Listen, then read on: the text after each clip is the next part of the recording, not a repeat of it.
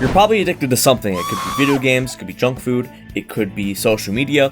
For me, when I was like 12 to 18, I was addicted to video games and junk food. My brain would somehow find a way to justify just one more game until it's 2 a.m. and I have to wake up in 3 hours. And I paid the price for that with my mental health and my physical health. But since then, I've learned how to overcome those vices. So today we're going to be talking about 3 things, which is how you get hooked, because knowledge is power. Second, how to break this cycle. And third, how to stop rebounding harder, because sometimes you try to stop doing something and you just end up doing it more. So first off, you need to know how you get hooked, because I think a lot of people, they fall victim to these corporations, to these social media platforms, to these video games, because they don't understand how much these engineers understand how to make their product addictive. So this term that I'm about to tell you is going to vary from different industries, but in the social media industry, it is called an attention engineer. And this person, they literally get paid because they understand exactly how to make the product as addictive as possible, because it's profitable for that to happen. So an example of one thing that I noticed has taken storm in the video game industry recently is randomness.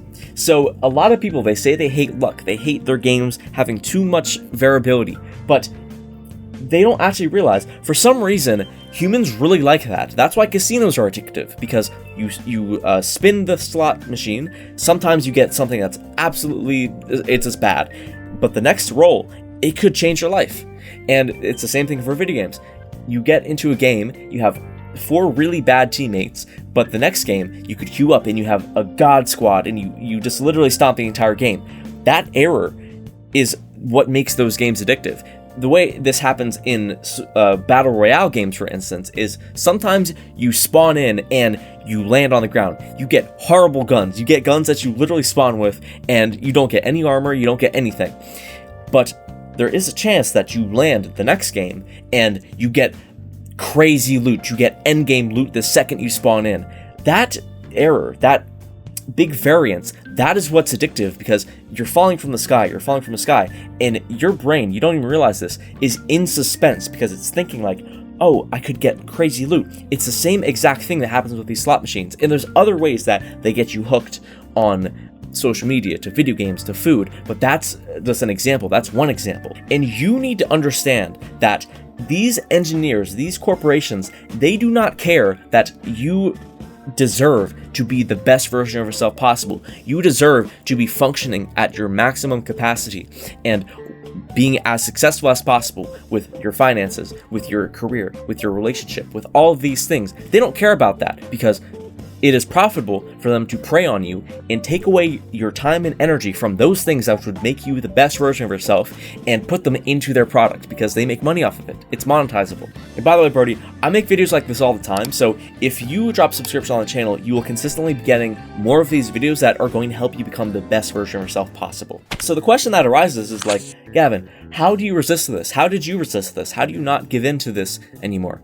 And the first thing I want to say is, there's a big misconception about how you need to stop doing these bad habits, because we think that it is in our control, it's in our hands, in that we have free will to just decide to not do it. But there's definitely been times, I've done this before, and you've definitely done this before, where you tell yourself, I'm not going to play video games again, I'm not going to eat this again, whatever it is. You tell yourself you're not going to do it. And guess what happens a couple days later?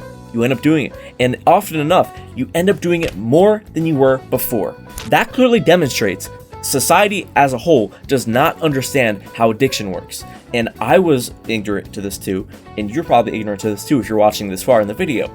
So that raises the question, what is the right way to approach stopping doing these things? Okay, this is something that no one really talks about, but I'm gonna let you understand this. This is the only thing that I have personally found worked for me to stop doing these things when I've told myself again and again and again, and tried again and again and again to stop doing these bad habits. This is the only thing that's worked.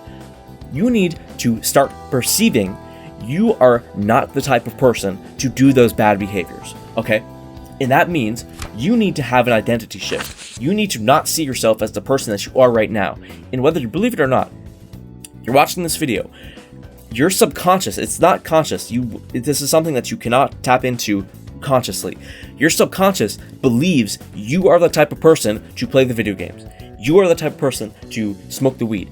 That's what your subconscious does. And your subconscious acts on that. It acts on who it perceives you to be. Who you are gets molded around your environment, because if you are able to shape around your environment, if we go back like 1,000 years ago, it would increase your chances of survival. So humans, we naturally do that. We instinctually do that. That's why if you have bad friends around you, you're naturally going to adopt their habits and they're going to adopt your habits. It's just natural.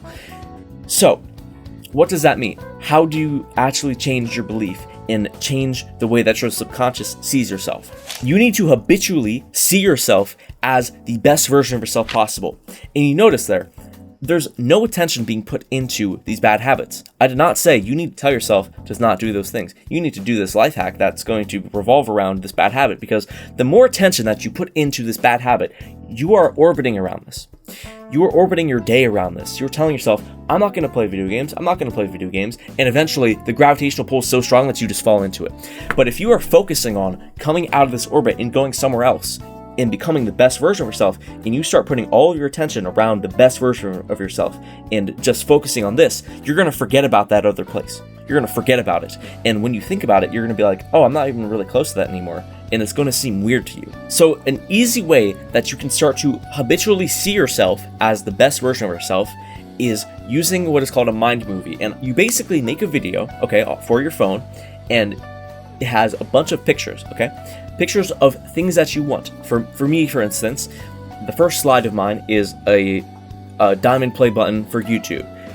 The next slide is a vacation spot. And under those pictures, I am a successful YouTuber full-time as a career. The next one, I'm able to travel wherever and whenever I want. That's what I have on my mind movie, okay? And I'll show you how to do that at the end of this video. So, when you make that mind movie, I want you to finish that whole slide, and then you're going to record yourself reading those out loud. And then you can save that video to your phone, okay? Every single morning, and also every single night, I want you to watch that video and listen to yourself talking to yourself, and also read the caption at the same time. And when you do that habitually, what's going to happen is, at first, it's going to feel fake. You're going to feel like you're lying to yourself. But after you do it for a week straight, a month straight, your brain, without even realizing it, is going to start to take up the identity of that person, okay?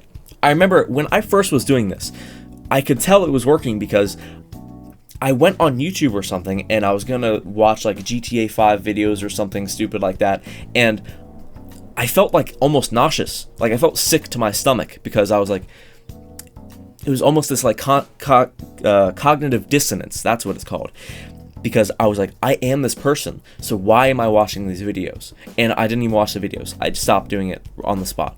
So that is how you're going to be able to stop doing these bad habits. So now I'll show you the tutorial of how to make the mind movie. Okay, so this is the app. It's called InShot. It's on Apple and Android. So you just pick your pictures that you want, and they should be what you like want to get. And then you put these affirmations on here. So it's like, I travel wherever I want and whenever I want, and you write it as if you're already that person, okay? And when you're done with that, then you can go and record by clicking the music note, clicking on record, and then you just record yourself reading out the captions that you put. So when you watch the video back, you can hear yourself say it to yourself, and then you can also read them at the same time, which I think is more effective. So, and then when you're done, you can just hit the check mark and click save at the top right, and it'll save in your phone, and you can watch it every morning and every time before you go to bed.